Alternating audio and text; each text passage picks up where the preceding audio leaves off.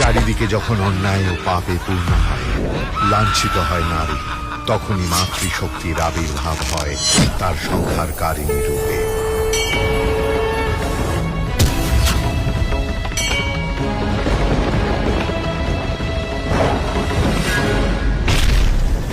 অসুরদের এই পরাজয়ে এবার যুদ্ধক্ষেত্রে হাজির হয় অসুররাজ। ক্ষিপ্ত অসুররাজ তার মায়া বিস্তার করে হস্তির উপর।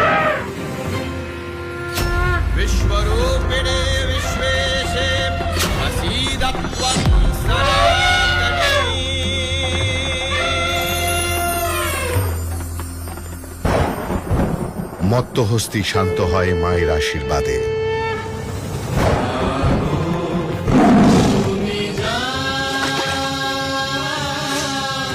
মহালয়ার পূর্ণ লগ্নে আসছে জাগো মা, জাগো দুর্গা, জি বাংলায়।